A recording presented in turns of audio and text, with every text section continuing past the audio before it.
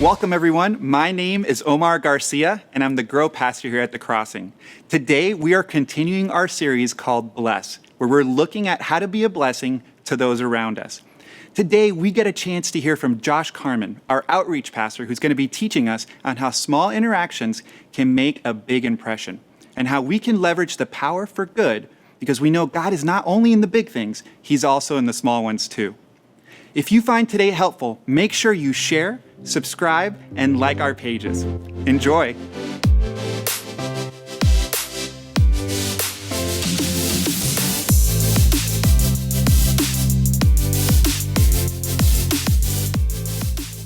Hey everyone, I hope you're doing well. If we haven't had the chance to meet yet, my name is Josh Carman, and I'm the outreach pastor here at The Crossing.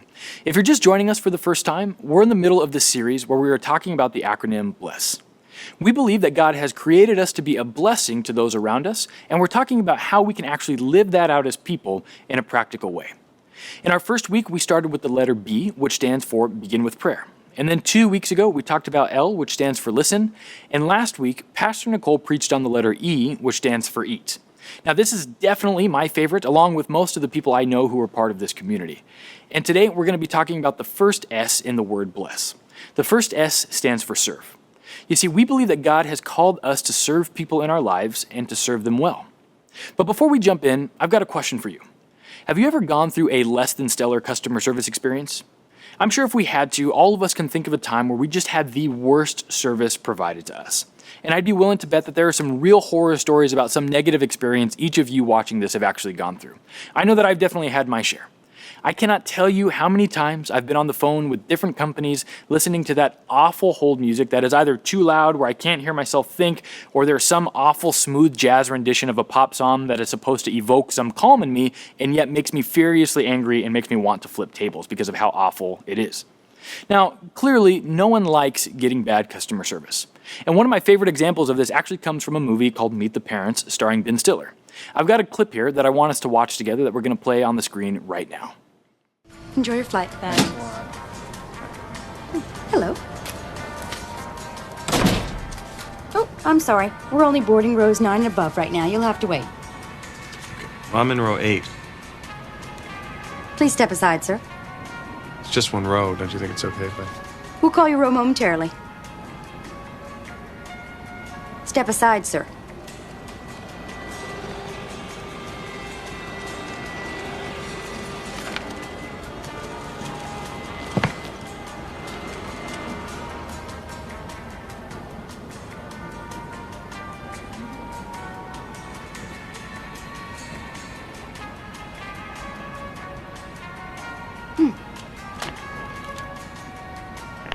Thank you for waiting. We'd like to continue boarding the aircraft now. We're now boarding all rows, please. All remaining rows.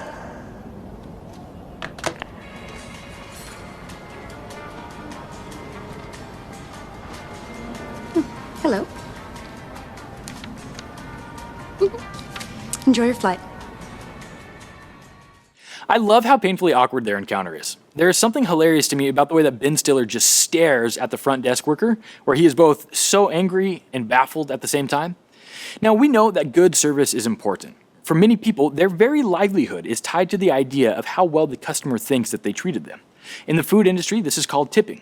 And for many people, it is actually how they earn a great portion of their income. And so as I was praying and prepping this message over the last couple weeks, I have actually been thinking about this a lot. How oftentimes our experiences with people, even if they're just for a moment or one time, can leave a permanent feeling associated with the group that they represent. For me, there are restaurants that I don't really like to go to anymore because of the handful of bad experiences I've had with them. And maybe for you, there's a cell phone provider or a cable company you left because of your bad experience with a representative of their company. Maybe there are certain brands of clothing you won't wear because you don't like what the CEO said or did or what they represent. I then decided to think about Christianity from this perspective. Now, I want to be careful here, right, because there are some obvious differences. Christianity is not a brand, and we are not attempting to sell a product to people, right? I don't get more heaven points or money from God for getting people to work under me, right? It's not some pyramid scheme that we're trying to get people to buy in on. However, those of us who are Jesus followers do represent a person, right? We represent Jesus.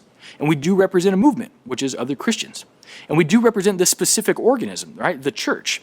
And we do have a 10-year history around the world, a 2,000-year-old tradition of believers. We are well known, right? We're the world's largest religion. So with all that in mind, I turned to the best place to get opinions on Christianity to kind of see what the vibe was, and that place is called the internet. So here are 7 common things that non-Jesus followers say about Christians, and this research was provided by a researcher named Tom Rayner and his company, and I thought they were quite poignant for our discussion today. So the first thing is this. Non-Christians say about Christians that they understand that Christians are typically known for what they're against more than what they're for. Now, this is one we're probably all too familiar with, especially in this polarized world in which we're living today. Right? We'd be kidding ourselves to think that Christians are immune to falling prey into the trap of spending more time on social media complaining about a specific topic instead of figuring out ways to bless our neighbors even virtually. And the second thing that non-Christians say about Christians is they actually say that they would like to develop a friendship with a Christian, but they can't always find one to spend enough time with them. Now, this is a tough one for me. We are all busy, yes, and we're all doing our best to get by in many respects in our lives. But if we're not careful, we can end up having this routine where we simply go to church on Sunday, and then the rest of the week we are not being intentional about the way we connect with those around us. The third comment that non-Christians make about Christians, they say that they would actually like to learn the Bible from a Christian. And again, this one actually is interesting to me because if people who aren't Jesus followers are curious about what the Bible says and they want to learn from a Christian, it would presume to mean then that we ought to know what the Bible says as Christians. Yet research reveals a different story here. It actually shows that less than half of American Christians read their Bible regularly. The fourth comment is they say, I don't see much difference in the way that Christians live their lives compared to others. Now, this one is definitely tough, right?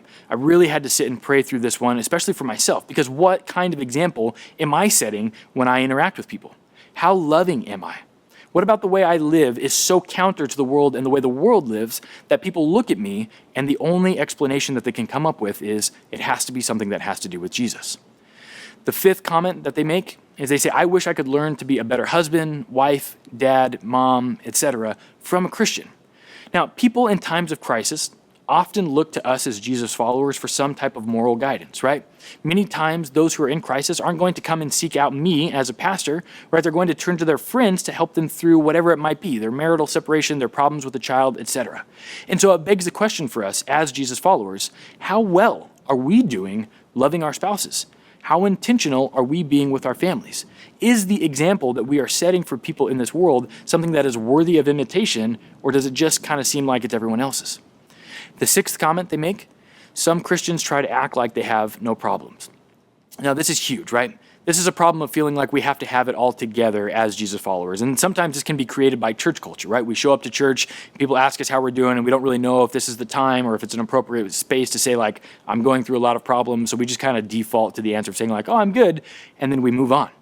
And sometimes we make this mistake because we don't want to like make anybody feel weird or we feel like we have to have everything together and be perfect. But the reality is this couldn't be farther from the truth, right? Because we would all admit that there are still plenty of areas where we struggle, and we have to be willing to voice that if we're going to find some common ground in order to serve people who are outside of the church. And so the final comment about Christians made by non-Christians, they say, I wish a Christian would take me to his or her church. Now, this is profoundly powerful. Right? People are ready to encounter Jesus, and they are hungry for a life-changing experience. And thankfully, as Christians, we're trying to invite. Actually, research here shows that on average, in a 6-month period, 67% of people who identify as Christian invited at least one person to church. And that is a beautiful start, right? Obviously, there's room to grow in all of these things, but at least that's a good sign that we're trending in the right direction. So, we've looked at these 7 comments, and they seem to center around kind of 2 perspectives, right? Potentially being too focused on us and ourselves as insiders, as Jesus followers, and not being intentional about going out into the world. And then the second thing is we can be incredibly antagonistic to the world as a whole. Now, as a Christian, personally, I actually take offense to these 2 conclusions, right? Because I would like to think of myself as someone who tries to create room for everyone that I come into contact with. I want all people to know that I am for them and that I'm not against them. And this church is dedicated to reaching those who feel like they are far from religion or want nothing to do with Jesus. And we want people to know here that you are allowed to belong even if you don't believe, right? And on top of that, I work really hard at not being antagonistic to people who aren't Jesus followers. And maybe you're hearing this message and you're feeling the same way. Maybe you're in a position where you feel like, hey, come on now, that's not the overwhelming majority of us, right? We're not all like that. But you got to remember, just like the people who experience negative customer service, right? Or those of us who've had certain restaurants ruined for us, or we've made, switches to cell phone providers or cable companies, sometimes one bad experience is all it takes. And that means that we have our work cut out for us as Jesus followers.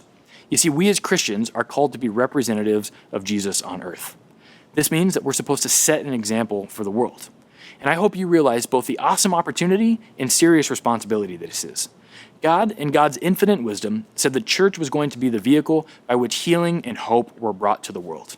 And if we, as what the Bible describes as the bride of Christ, are going to be better known for being mean, nasty, uninvited, or unwarm, or unwelcoming, I'm actually afraid that we're going to give the wrong picture of who God is. You got to remember, God is not these things, right? God is loving. God is kind. God is compassionate, God is caring, God is holy, God is patient, God is joyful, and God is a bringer of peace. So we have to ask ourselves, how do we represent this God well?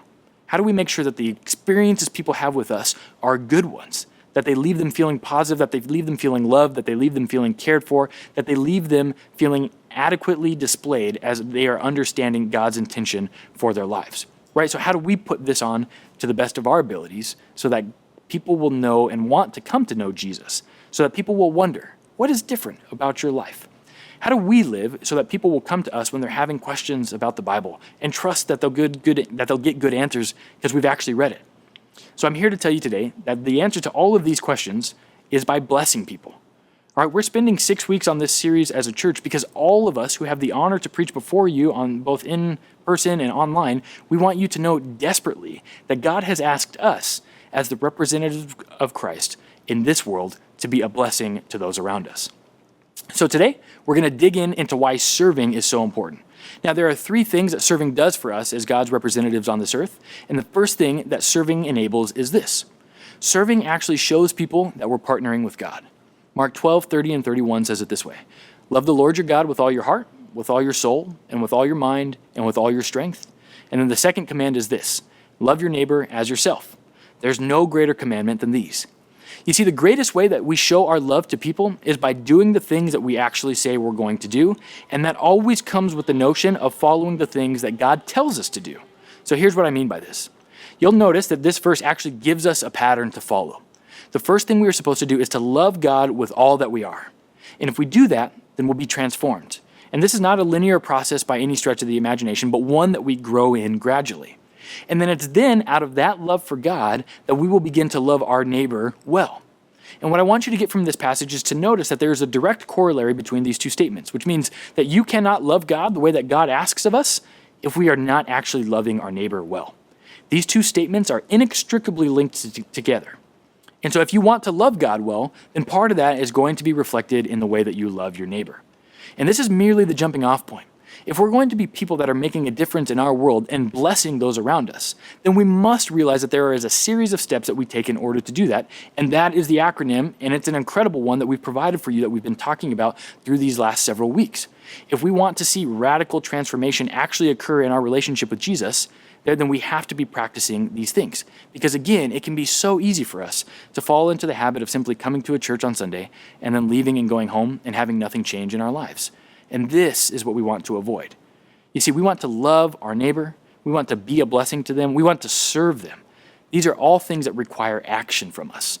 So let's keep looking and learning about why serving is so important. Our second point is this. Serving changes the world around us. As Jesus went throughout all the cities and the villages teaching in their synagogues and proclaiming the gospel of the kingdom and healing every disease and every affliction, he says this. It says, when he saw the crowds, he had compassion for them because they were harassed and helpless like sheep without a shepherd. Then he said to the disciples, this is Jesus talking, he says, the harvest is plentiful, but the laborers are few.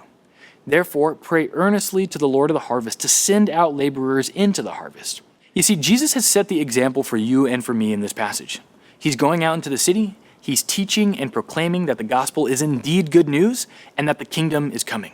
And that kingdom isn't something that's far off, right? We do stand in these tension-filled moments where we have glimpses of breakthrough, where we see God move in tremendous ways. And I want to be very clear that when we position ourselves in places of service, we are following the extraordinary example of what Jesus does in this passage and what he commands his disciples and us to do. Now you'll notice the next formula that Jesus provides for his disciples here, and for us as a result. It's first pray, then go.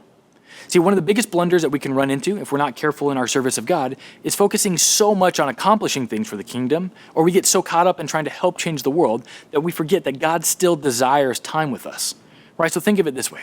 If you spent 1 week praying, God, send me out to be a blessing in my workplace, and then looked for opportunities to sit and listen to people when they were walking through, hearing them out, and then eating with them and spending moments speaking life and encouragement into their world, wouldn't you be serving them?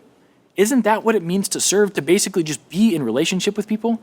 And what's fascinating about this isn't something that only Christians can do, right? This is for everybody. Whether you feel like you've been a Jesus follower for a long time or you're just checking out this faith stuff, all of these things in this BLESS acronym that we've been studying are all things that we can all do together. And my hope is that when you hear this message, is that nothing in it is revolutionary for you. Rather, that it's a confirmation of the good work that you are already doing in your life, right? We are to begin with prayer, we're to listen, we're to eat together. When we do those things, you'll be serving people, and you'll see how God is using you to serve them in whatever season of life that they're in. So far we've covered two important topics, right? First, serving shows that we are partnering with God in God's work, and the second thing is that serving can actually help change the world around us. Our third point today is that serving someone else changes us.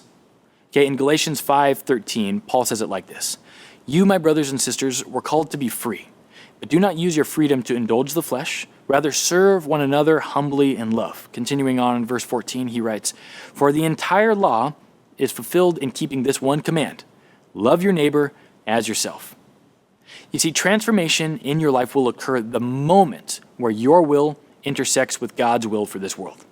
Through the death, burial, and resurrection of Christ, you have been given freedom. Now, this doesn't mean that we get to do whatever we want. Rather, the biblical notion of freedom tells us that we get to pick and choose who we are going to submit our lives to. You see, either we're going to submit our lives to our own leadership, which will invariably lead us to problematic paths, or we can submit our lives to Christ and have true freedom. And submitting to Jesus allows us to serve one another in love. And you'll notice here that we bring things full circle, right? The entire law is fulfilled in loving our neighbor as ourselves. This is it. You love people by serving them. Again, we don't need to overthink our Christianity here, right? God is not asking you to jump through a myriad of religious hoops or memorize fancy religious chants or whatever, right? God is asking us to serve our neighbor and to love them in honest and sincere ways. So we know that we are called to serve our neighbor. We must ask the question now, who's our neighbor? Right? And lucky for us, this is a question that Jesus actually deals directly with in the 10th chapter of Luke. Now, in this story, there's a lawyer who's speaking with Jesus about how he might get eternal life, right? The lawyer knows the Jewish law, which says to love your neighbor as yourself, and so he asks Jesus directly, who's my neighbor? And Jesus responds with the story that's known as the Good Samaritan, right? And this is a story about a guy who's walking down the road, he's beaten, robbed, and left for dead. And then 3 dudes pass by, and the first 2 are what are known as a priest and a Levite, who are 2 incredibly pious and religious important people in Jewish life. And both men just walk right by the dying man. And then a Samaritan, who at the time would have been a person who belonged to a culture that the Jewish people despised. It's this Samaritan man who actually takes pity on the Jewish man and takes care of him. And so Jesus tells the lawyer that the man who was the neighbor was the man who saw a need and was intentional about filling that need. And I think this is a great jumping off point for us to consider this question, right? Who is our neighbor? Who's your neighbor? There are 3 types of neighbors that I think we are called to serve as people. Now, the first one, your closest neighbor, is your family or your spouse, right? Martin Luther has a great quote. He's a Christian thinker that I love, and he says this. He says, "The Christian is supposed to love his neighbor, and since his wife is his nearest neighbor, she should be his deepest love." Right? So it starts here. If we are going to serve our world well, we have to serve our family well. So you got to ask the question, how are you doing in this category, right? How present are you in your own home? Do you know what's happening in your kids' lives? Are you invested in your significant other, or are you distracted? Right? So that's something that if you begin to work through there, God will reveal ways that you can serve your closest neighbor well. And then I would submit to you that the second neighbor that we have is our literal neighbor, right? Who are the people in your community? Who do you share a cubicle space with at your work? Who's the person who lives next door to you? How can you serve them well? What are you doing to make an intentional difference in the lives of those with whom you spend a copious amount of time? And finally, your third neighbor is in your community. If you've been a part of this church, whether online or in person for any length of time, you'll know that we love our community. Everything we do at this church is aimed at trying to make a difference in the lives of those around us. We want to serve them well because we believe so deeply that serving leads to transformative experiences with Jesus Christ.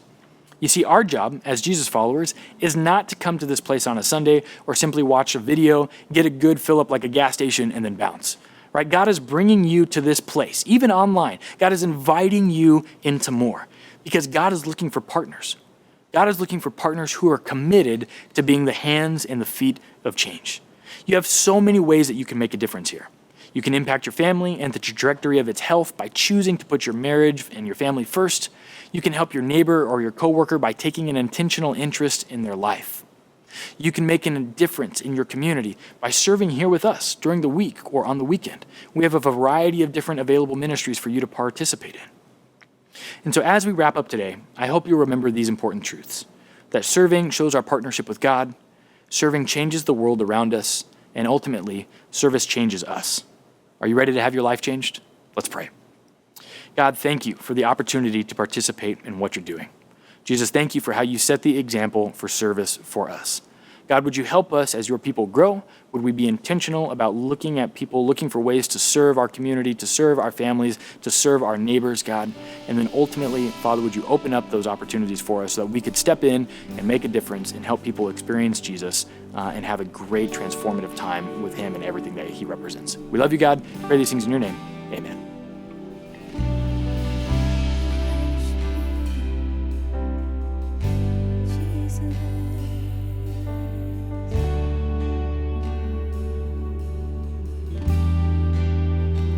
You are here, moving in our midst. I worship you. I worship you. You are here, working in this place. I worship you. I worship you. We sing, we make miracle work, promise keep, light in the darkness. My God, that is who you are. We make miracle work, promise keep, light in the darkness. My God, that is who you are.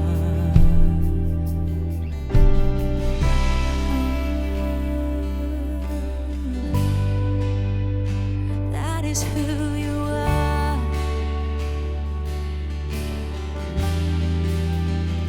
You are here, healing every heart. I worship you.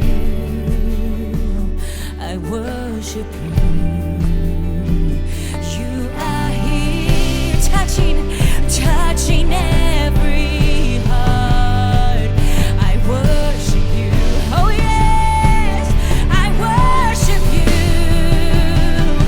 Oh, waymaker, miracle worker, promise keeper, light in the darkness. My God, that is who you are. Waymaker, miracle worker, promise keeper, light in the darkness. My God, that is who you are. Oh, waymaker, miracle worker, promise keeper, light in the darkness. My God, that is who you are.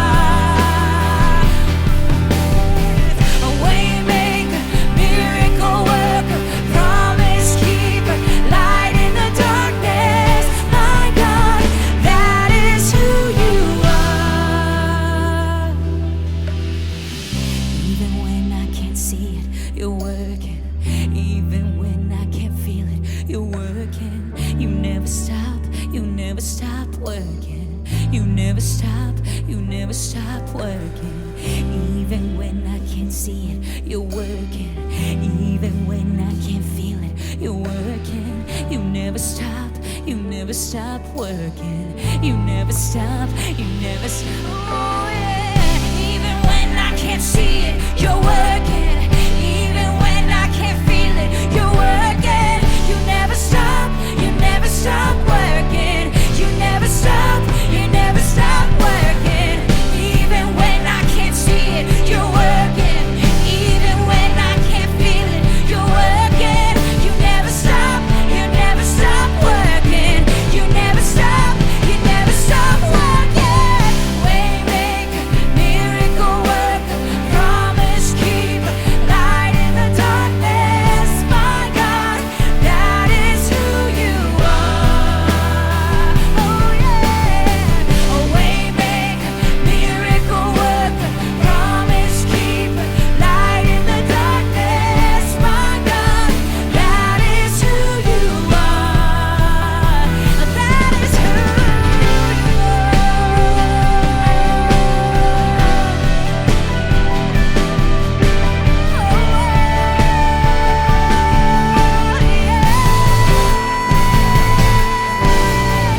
Waymaker, that's who you are.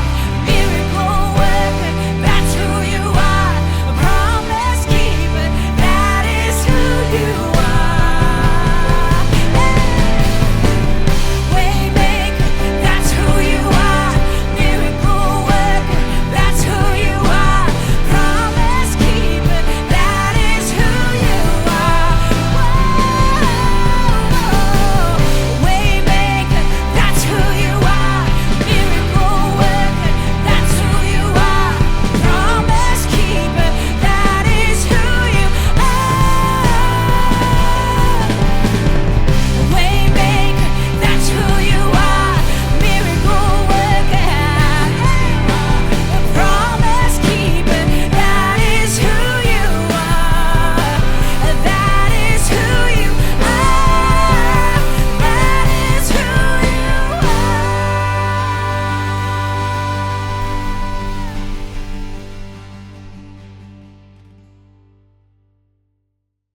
Thank you, Josh, for that powerful message. Serving shows our partnership with God. It changes the world around us and it changes us. This is what we want to do. We want to partner with God, make a difference, and experience the life-changing ways of Jesus, and serving others is the key. If you'd like prayer or to talk to someone about faith, email me and our prayer team at prayer@thecrossing.com. We're here to help you grow in your faith and partner with God. At The Crossing, we're all about reaching people who don't know God yet. One of the ways that we do that here is by creating a super fun event that you can invite your friends to and your neighbors to. We're just a few weeks away from Halloween, and one of our favorite events of the year on our campus is Hallow Weekend. Every year, we turn our campus into the best Halloween experience for kids. We encourage you and everyone to dress up and come and enjoy fun games, balloon animals, and so much more. And did I mention we have a ton of candy? Like literally a ton of candy. So I want to ask you to do two things. First, be a part of making Halloween Weekend great for all the kids who come by donating a bag of really good candy. Like the candy you'd want to sneak in the middle of the night. You can bring that candy any Sunday and hand it over to one of our team members. The second thing I want to ask you to do is to invite people to Halloween Weekend and come yourself. Whether you come and experience it or you volunteer to make it great, your presence matters. Go to thecrossing.com and sign up and email us at info@thecrossing if you'd like to volunteer. Now, one last note before we end our time together. I want to say thank you to all who give at The Crossing. The truth is, the only reason we can produce the content week in and week out is because of you and that have chosen to step up and give. So today, I want to say thank you for watching us. And if you've been watching for the past few weeks, I want to encourage you to contribute financially. You can do this by going to thecrossing.com/give and making a first-time gift today. You can do this and even give a gift of $25 because it makes a huge impact. Thank you so much, everyone. Let's keep being a blessing as we continue our series next week. I encourage you to also look for more inspiration and help on our social media pages. Thank you again for exploring faith with us, and we're praying for you and your family to experience the life-changing ways of Jesus. We'll see you guys soon.